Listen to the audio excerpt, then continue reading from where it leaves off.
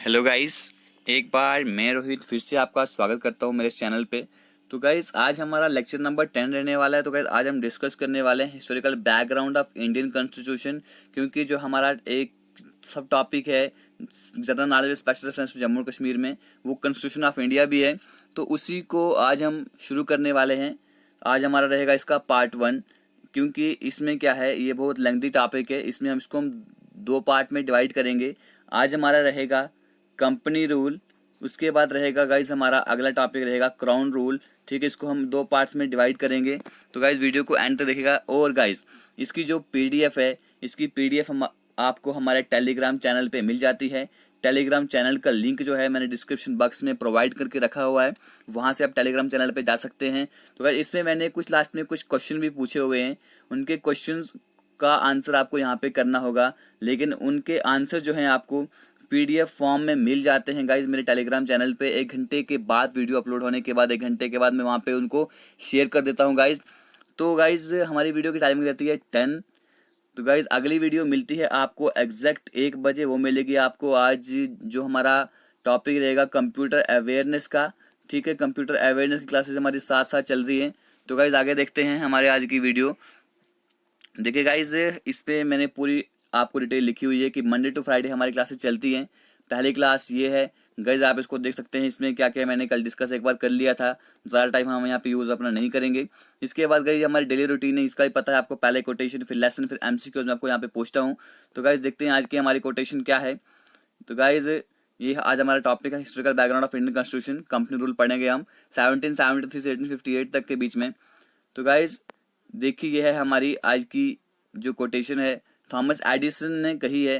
Thomas Edison के बारे में सब जानते हैं। ये कहते हैं कि आई विल नॉट से आई फेल्ड 1000 टाइम्स। बोलते हैं मैं इस बात को कभी नहीं कहूँगा। देखो हम कहते हैं ना कि मैं 1000 बार हारा यार, मैं बहुत बार हार चुका हूँ, अब मेरे बस की बात नहीं है।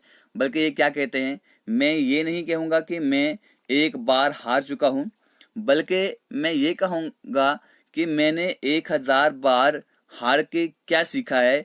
मैंने 1000 नए तरीके हैं क्या सीखे हैं, जिससे कि इंसान जो है फेलियर होता है। ठीक है, तो गाइज फेलियर का जो मीनिंग है, इसको अगर हम उसमें देखें तो फर्स्ट अटेम्प्ट इन लर्निंग। ठीक है, आपको पता चलता है कि मैंने कहाँ पे गाइज क्या किया था, मैं कहाँ पे फेलियर हुआ था। तो अब आगे मैं उस फेलियर को नहीं होने दूंगा, आगे मैं सक्सेस हासिल करूंगा। तो गाइज ये इंट्रोडक्शन हमारे गाइज आपको सबसे पहले पता है कि जो ब्रिटिशर्स थे, अंग्रेज थे, उन्होंने हमारे इंडिया पे बहुत 2 साल तक 200 ईयर्स तक यहाँ पे राज किया है हम लोगों पे। ठीक है, अब देखते हैं कि वो यहाँ पर किस तरह आते हैं, कब आते हैं और कैसे कैसे हमारे इंडिया में हमारे ऊपर हुकूमत करना शुरू कर देते हैं। ठीक है, सबसे पहले तो ब्रिटिश जो है हमारे इंडिया में, ठीक है, 31 दिसंबर 1600 को एज अ ट्रेडर यहाँ पे आते हैं। ईस्ट इंडिया कंपनी की फॉर्म में आते हैं, जिनको यहाँ पे ट्रेडिंग का जो राइट है एक चार्टर के under queen Elizabeth one. Guys ये इंपॉर्टेंट पॉइंट है, यहाँ पे याद रखेगा कि क्वीन एलिजाबेथ वन, कहीं कहीं पे क्या है, क्वीन विक्टोरिया भी कई ऑप्शन में पूछा जाता है। लेकिन 1600 में जब ब्रिटिशर यहाँ पे आए थे, उनको ईस्ट इंडिया जो कंपनी की फॉर्म में जब यहाँ पे आए थे, तो क्वीन एलिजाबेथ ने उनको क्या किया था, क्या उनको ट्रेडिंग राइट्स यहाँ पे दिए थे, सिर्फ आप जाओ यहाँ पे ट्रेड कर सकते हो। तो 1765 में क्या होता है, ठीक है, जो कंपनी होती है वो अभी तक क्या यहाँ पे फंक्शन कर रही होती है, सिर्फ ट्रेड कर रही होती है यहाँ पे। लेकिन जब उनको दीवानी ऑफ राइट्स मिल जाते हैं, गाइस दीवानी क्या होता है, rights of revenue and social civil justice. ठीक है, जो हमारा रेवेन्यू के ऊपर जो राइट होते हैं, उनके राइट्स उनको मिल जाते हैं। उस सिविल जस्टिस के ऊपर उनको राइट्स मिल जाते हैं, कहाँ कहाँ के, बंगाल, बिहार एंड उड़ीसा। तो गाइज देखो, ये दीवानी ऑफ राइट्स उनको कब मिलते हैं, 1765 में। जब 1764 में गाइज क्या होता है, जो ब्रिटिशर जो होते हैं, जब बैटल ऑफ जो बक्सर होती है, वहां पे मीर कासिम को हरा देते हैं, शाह आलम सेकंड को हरा देते हैं। तो शाह आलम जो हैं वो डरे हुए एक राजा होते हैं, एक मुगल एम्पर होते हैं। ठीक है, उनको मतलब कि क्या होता है, वो उतने स्ट्रांग नहीं होते हैं। तो वो ब्रिटिशर्स को इन 3 प्रोविंसेस की क्या करते हैं, दीवानी उनको दे देते हैं। अब जब आपको रेवेन्यू के ऊपर भी आपका हक आ जाए, सिविल जस्टिस के ऊपर भी आपका हक आ जाए, तो फिर आप किसको मानोगे? उसी तरह ब्रिटिश ने भी कुछ इस तरह यहाँ पे किया। इसके बाद क्या होता है, उसके बाद ये अपना कैरियर यहाँ पे स्टार्ट करते हैं कि टेरिटोरियल वो पावर बन जाती है यहाँ पे। फिर लेकिन क्या होता है इसके बाद, जब 1850 का, मैं ये आपको इंट्रोडक्शन सिर्फ बता रहा हूँ थोड़ी सी, अभी हम आगे जानने की कोशिश करेंगे कि उन्होंने यहाँ पे क्या क्या डेवलपमेंट्स की। ठीक है, जब 1858 में क्या होता है, जब सिपाही म्यूटिनी होती है, तो गाइस सिपाही म्यूटिनी क्या होती है, देखो सिपाही क्या होते हैं, सिपाही जिसको आप बोलते हैं, ठीक है, सिपाही जिसको हम बोलते हैं सोल्जर, ठीक है, इंडिया का नेटिव सोल्जर। म्यूटिनी क्या होता है, म्यूटिनी होता है कि जब वो सिपाही क्या किया उन्होंने 1858, आपको सबको पता है रिवॉल्ट ऑफ 1857 में क्या होता है, ठीक है, जब ये सारे जो सोल्जर होते हैं वो उनकी बात को मानने से इनकार कर देते हैं, रिफ्यूज कर देते हैं, तो उसके बाद क्या होता है, तो ब्रिटिश क्राउन जो है यहाँ पे डायरेक्ट रिस्पॉन्सिबिलिटी लेता है इंडिया को गवर्न करने के लिए। ठीक है, और ये रूल कंटिन्यू चलता रहता है कब तक, इंडिपेंडेंस तक, जब तक हमें पूरी आज़ादी नहीं मिल जाती है। 15 अगस्त 1947 में हमें पूरी आज़ादी मिल जाती है। ठीक है, अब जैसे ही आज़ादी मिलती है, ठीक है, हमें अब फिर कॉन्स्टिट्यूशन की भी ज़रूरत पड़ जाती है। ठीक है, अब कॉन्स्टिट्यूशन के बारे में सबसे पहले किसने हमें सजेस्ट किया, तो कॉन्स्टिट्यूशन के बारे में सबसे पहले सजेस्ट किया है M.N. रॉय ने। ये कौन थे, ये जो कम्युनिस्ट मूवमेंट थी इंडिया की उसके पायनियर थे, उसको शुरुआत किया था इन्होंने 1934 में। ये सजेस्ट करते हैं, ठीक है, कि हमें एक कॉन्स्टिट्यूंट असेंबली को बनाना चाहिए। ठीक है, और जिस पर्पस के लिए कॉन्स्टिट्यूंट असेंबली को बनाया भी गया 1946 में, और जनवरी 26 1950 में हमारा कॉन्स्टिट्यूशन जो है वो लागू भी हुआ, वो उसकी इन्फोर्समेंट भी हुई। ठीक है, तो इसके बाद क्या होता है, बहुत सारे फीचर्स जो होते हैं इंडियन कॉन्स्टिट्यूशन के, जिसकी जो जड़ें हैं वो ब्रिटिश रूल के अंदर भी हैं। ठीक है, जो ब्रिटिश रूल ने यहाँ पे डेवलपमेंट्स की थी, कुछ चीज़ें यहाँ पे लागू की थी, तो हमारा कॉन्स्टिट्यूशन कुछ उसके अंदर भी आता है। ठीक है, बहुत सारे ऐसे इवेंट हैं ब्रिटिश रूल में, ठीक है, जिससे क्या हुआ है कि हमारा लीगल फ्रेमवर्क जो है उसको भी तैयार किया गया है यहाँ पे फंक्शन करने के लिए, उसको ऑर्गेनाइज करने के लिए। ठीक है, उसके बाद ये इवेंट्स जो हैं हमारी जो कॉन्स्टिट्यूशन है और जो हमारी पॉलिटी है उस पर बहुत ज़्यादा इन्फ्लुएंस डालते हैं। तो इसलिए हम पढ़ते हैं क्या, जो कंपनी का रूल था, आज हमने सिर्फ वो पढ़ना है। इसमें कुछ रेगुलेटिंग एक्ट है, उसके बाद पिट्स इंडिया एक्ट है गाइज, और हम यहाँ पे पढ़ेंगे चार्टर एक्ट ऑफ 1833 और चार्टर एक्ट ऑफ 1853 हम यहाँ पे आज पढ़ने वाले हैं। तो गाइज वीडियो के एंड तक बने रहिएगा। तो आज अभी हम स्टार्ट करेंगे रेगुलेटिंग एक्ट ऑफ 1773। तो सबसे पहले जो एक इसकी बहुत ज़्यादा ग्रेट इंपॉर्टेंस है, क्यों है, क्योंकि पहला स्टेप जो है ब्रिटिश गवर्नमेंट के द्वारा लिया गया है यहाँ पे ईस्ट इंडिया कंपनी के जो अफेयर्स हैं उसको कंट्रोल करने के लिए, उसको रेगुलेट करने के लिए पहला स्टेप इसको माना जाता है रेगुलेटिंग एक्ट ऑफ 1773। ठीक है, इसने क्या किया, it recognised for the first time the political and administrative function of the company. ठीक है, इसने पहली बार क्या किया कि यहाँ के पॉलिटिकल एंड एडमिनिस्ट्रेटिव फंक्शन जो है कंपनी के, ठीक है, उनको रिकॉग्नाइज किया, उनके बारे में जाना इसने कि मेरे कुछ एडमिनिस्ट्रेटिव फंक्शंस भी हैं कंपनी के। ठीक है, और इसने क्या किया, जो सेंट्रल एडमिनिस्ट्रेशन है इंडिया में उसकी एक बुनियाद डाल दी कि इसने रेगुलेटिंग एक्ट ऑफ 1773 में। तो अब कुछ इस एक्ट के कुछ फीचर्स हैं, वो फीचर्स हम जान लेते हैं, इस एक्ट के फीचर्स क्या हैं। इसने क्या, सबसे पहले क्या किया, गवर्नर जो था बंगाल का उसे गवर्नर जनरल ऑफ बंगाल बना दिया गया, याद रखेगा। तो वो कौन था, वो था लॉर्ड वारन हास्टिंग। ठीक है, और उसने क्या किया, इस एक्ट के उससे क्या हुआ, क्या डेवलपमेंट हुई, यहाँ पे एक एग्जीक्यूटिव काउंसिल ऑफ 4 मेंबर की बनाई गई। ठीक है, 4 मेंबर की एक एग्जीक्यूटिव काउंसिल बनाई गई जो उसको गवर्नर जनरल जो बंगाल है उसको असिस्ट करेंगे, उसकी हेल्प करेंगे। ठीक है, उसके बाद जो governor of Bombay and Madras presidencies के थे, ठीक है, वो सबॉर्डिनेट रहेंगे किसके, गवर्नर जनरल ऑफ बंगाल के। और इसने क्या प्रोवाइड किया है यहाँ पर, इसने प्रोवाइड किया कि यहाँ पे सुप्रीम कोर्ट की जो इस्टेब्लिशमेंट है इससे हुई, इसी एक्ट के दौरान हुई 1774 में। गाइस ये एक चीज़ यहाँ पे याद रखिएगा कि सुप्रीम कोर्ट जो सबसे पहले कलकत्ता में बनाया गया अंडर जो ये 1774 जो रेगुलेटिंग एक्ट था। ठीक है, उससे एक डेवलपमेंट यहाँ पे हुई, सुप्रीम कोर्ट ऑफ जो है कलकत्ता में उसकी स्टैब्लिशमेंट हुई। इसमें क्या था, एक चीफ जस्टिस था और बाकी 3 जजेस थे। तो इसने क्या किया, इस एक्ट ने, इसने ब्रिटिश गवर्नमेंट को क्या किया, स्ट्रेंथन किया। ठीक है, कि वो इंडियन पे कंट्रोल कर सकते हैं। तो इनको यहाँ पे किसकी जरूरत पड़ी, द कोर्ट ऑफ डायरेक्टर्स की इसको जरूरत पड़ी। कोर्ट ऑफ डायरेक्टर्स क्या थे, governing body of the company, जो कंपनी थी, ठीक है, उसको गवर्न करते थे कौन, कोर्ट ऑफ डायरेक्टर्स, ठीक है, और उनके किस पे रिपोर्ट करते थे, जो यहाँ का रेवेन्यू आता था, सिविल एंड मिलिट्री अफेयर जितने भी थे उसके ऊपर किसका वो था, कोर्ट ऑफ डायरेक्टर्स का रूल चलता था। इसके बाद क्या होता है, आ जाता है गाइस हमारे यहाँ पे सीन में पिट्स इंडिया एक्ट ऑफ 1784।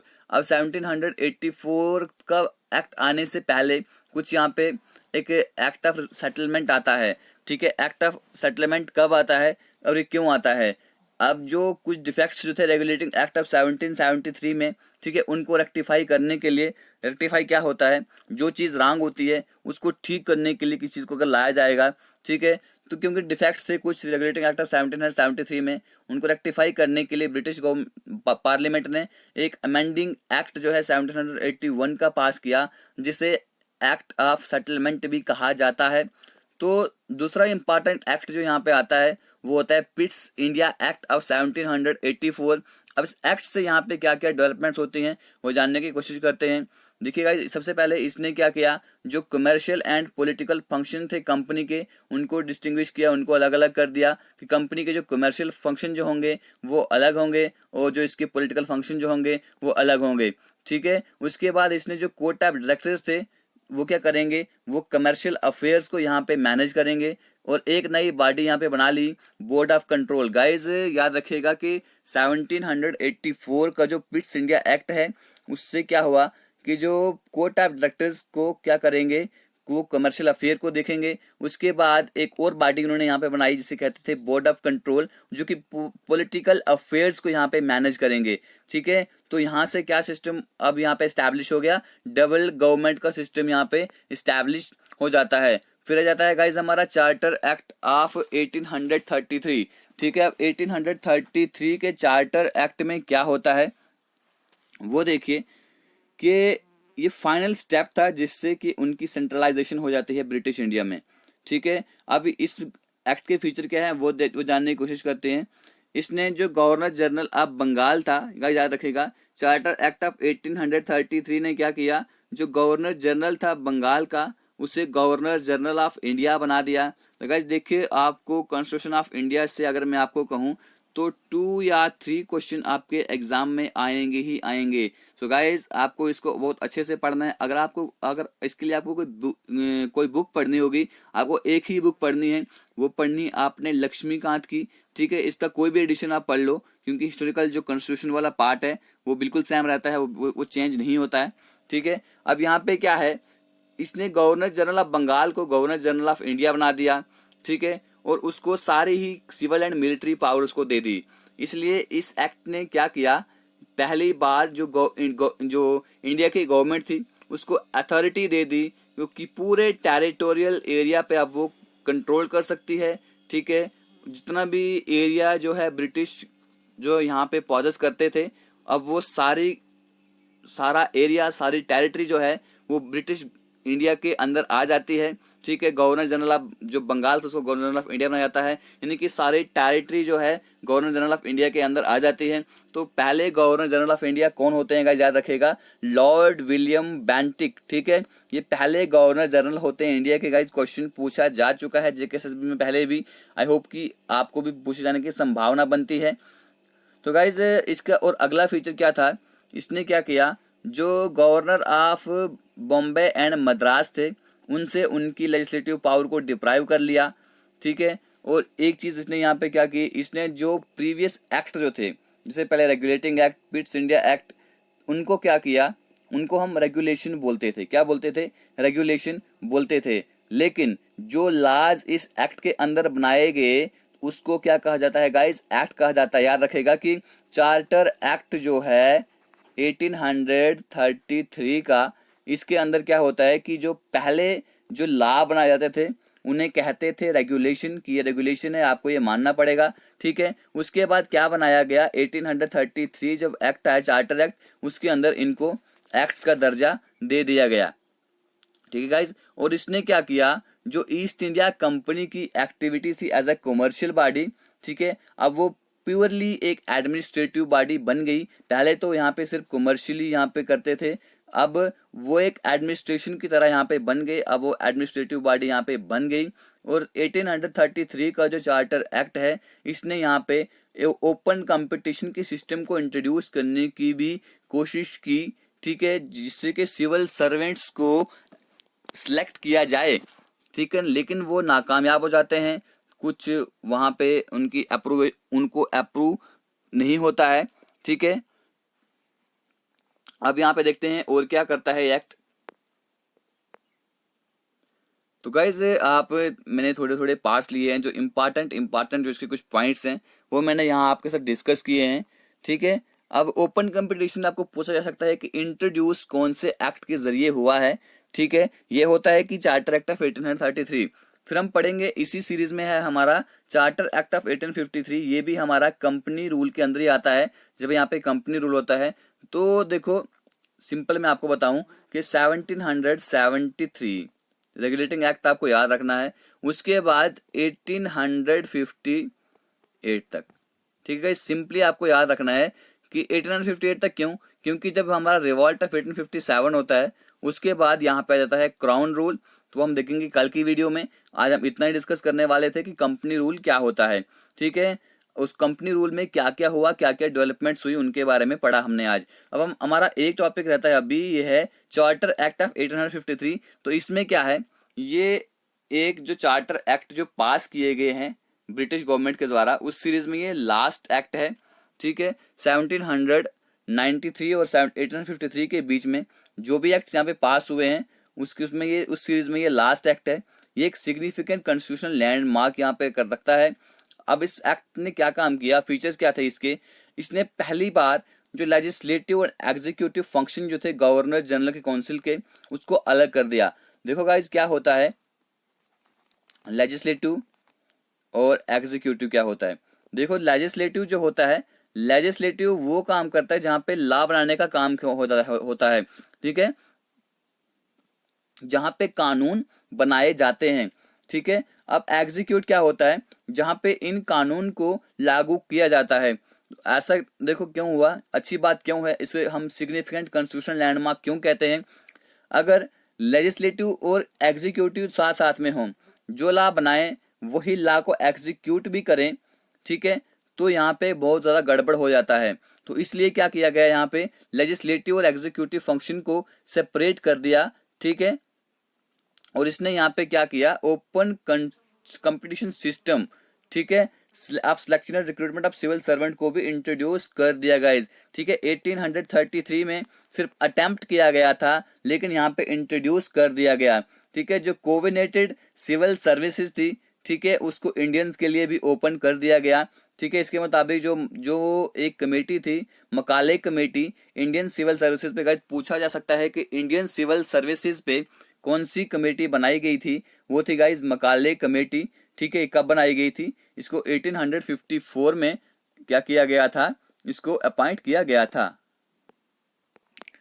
और इसने क्या काम किया गाइज, जो कंपनी रूल था उसको और एक्सटेंड कर दिया, उसको और बढ़ा दिया, ठीक है, कि वो जो पोजीशन जो है इंडियन टेरिटरी की वो और अपने पास रख सकती है, रिटेन कर सकती है, किसके ट्रस्ट पे, जो ब्रिटिश क्राउन होगा उसके ट्रस्ट पे। और इसने क्या किया, इसने पहली बार यहाँ पे जो लोकल रिप्रेजेंटेशन थी इंडियंस की, ठीक है, इंडियन सेंट्रल लेजिस्लेटिव काउंसिल में इंडियंस की रिप्रेजेंटेशन को इसने पहली बार क्या किया, इंट्रोड्यूस किया। जो 6 न्यू लेजिस्लेटिव मेंबर थे गवर्नर जनरल की काउंसिल के, तो 4 मेंबर जो है वो लोकल प्रोविंशियल गवर्नमेंट से होंगे, मद्रास, बम्बई, बंगाल एंड आगरा से होंगे। याद रखेगा कि जो इंडियंस की रिप्रेजेंटेशन थी सेंट्रल लेजिस्लेटिव काउंसिल में, वो भी चार्टर एक्ट ऑफ 1853 के द्वारा ही हमें मिली थी। तो गाइज ये कुछ क्वेश्चंस हैं जिनके आंसर्स आपको करने हैं, ठीक है। इनके आंसर्स आपको पीडीएफ फॉर्म में मैं प्रोवाइड कर देता हूँ, कुछ एक्सप्लेनेशन के साथ है, इनके कुछ आंसर आपको मिल जाएंगे। वो एक आवर के बाद आप पीडीएफ डाउनलोड कर सकते हैं हमारे टेलीग्राम चैनल से। तो गाइज ये पहला क्वेश्चन है, which act was accepted as the provisional constitution of India after independence, ठीक है। इंडिपेंडेंस के बाद प्रोविजनल कॉन्स्टिट्यूशन ऑफ इंडिया किसको एक्सेप्ट किया गया जब तक हमारा कॉन्स्टिट्यूशन नहीं बनाया गया। Indian councils act 1909, government of India act 1919, government of India act 1935, Indian independence act 1947। तो गाइज आपको इनके आंसर जरूर देने हैं। तो गाइज ये अगला क्वेश्चन है, who was the first governor general of independent of India. जब इंडिया आज़ाद हुआ तो हमारा पहला गवर्नर जनरल कौन था? सरदार वल्लभ भाई पटेल, सी राजगोपालाचारी प्रसाद, माउंटबेटन, डॉक्टर राजेंद्र प्रसाद। तो गाइज इसका आंसर आपको कमेंट बॉक्स में जरूर देना है। और एक क्वेश्चन और मैं यहाँ पे आपको पूछना चाहता हूँ कि जब रेगुलेटिंग एक्ट आया 1773 का, ठीक है, उस वक्त गवर्नर जनरल बनाया गया था, ठीक है। अब वो गवर्नर जनरल कहाँ का था, ठीक है, उसे कहाँ का, कौन सी प्रोविंस का गवर्नर जनरल बनाया गया था और उसका नाम क्या था, ये मुझे आप कमेंट बॉक्स में बताएंगे, ठीक है गाइज। तो ये अगला क्वेश्चन है, who among the following introduced local self government in India. ठीक है, इंडिया में लोकल सेल्फ गवर्नमेंट को किसने इंट्रोड्यूस किया? तो गाइज किसने किया? ऑप्शन है Lord Mountbatten, Lord Canning, Lord Ripon and Lord Macaulay. ठीक है, कनिंग नहीं है गाइज, ये लॉर्ड कैनिंग है, ठीक है। ये स्पेल मिस्टेक हो गया है, टाइपिंग मिस्टेक हो गया है, ठीक है। तो गाइज अगला क्वेश्चन है हमारे पास, क्वेश्चन नंबर 4। तो गाइज पहले क्वेश्चन का आंसर आपको आ गया है, चीटिंग नहीं करनी है, अपने आंसर सीधा बताना है। तो गाइज ये है हमारे पास पुणे पैक्ट 1932। ठीक है, अब ये क्या करता है? Joint electorate, separate electorate, joint electorate with reserve seat for the schedule caste, joint electorate with reserve seat for the caste Hindus. ठीक है, अब पूना पैक्ट जो हुआ था उसमें क्या हुआ था आपको ये बताना है इन 4 ऑप्शंस में से, ठीक है गाइज। तो अगला जो हमारा क्वेश्चन है, question number 5, what was the reason for the rejection of the Cripps by the Congress. ठीक है, जो क्रिप्स मिशन है उसको कांग्रेस रिजेक्ट क्यों करती है, उसका क्या रीजन था? क्या अब क्रिप्स मिशन जो यहाँ पे आया था तो वो क्या ग्रांट करता था, वो आपको मुझे कमेंट बॉक्स में बताना है इन ऑप्शंस में से। It granted dominion status to the Indian union, it granted dominion status to the provinces, indirectly considered the demand for petition, it was aimed. ठीक है, तो आपने मुझे इसका आंसर जो है कमेंट बॉक्स में बताना है। आता है ठीक है, नहीं आता है तो आप इसका आंसर पीडीएफ फॉर्म में जो मैं आपको प्रोवाइड करूंगा वहां पे आप देख लीजिएगा। तो गाइज ये थी हमारी आज की वीडियो जहां पे हमने डिस्कस किया जो कंपनी रूल था उसको 1773 से लेके 1858 तक हमने आज डिस्कस किया। ठीक है गाइज, आई होप कि आपको ये वीडियो अच्छी लगी होगी तो वीडियो को लाइक कीजिएगा, कमेंट करके अपनी फीडबैक दीजिएगा। तो कल हम डिस्कस करने वाले हैं गाइज इसका क्राउन रूल, और वहां पे कल थोड़ी वीडियो को लेंथी करके इस लेसन को हम खत्म ही कर देंगे, ठीक है। और एक चीज, अगला आपका जो लेसन आएगा आपको कंप्यूटर अवेयरनेस का 1 बजे की क्लास में आपको वो मिल जाएगा गाइज। आई होप कि आप अच्छे से लेक्चर्स को एंजॉय कर रहे होंगे। तो गाइज यहीं पे वीडियो को खत्म करते हैं। God bless you all.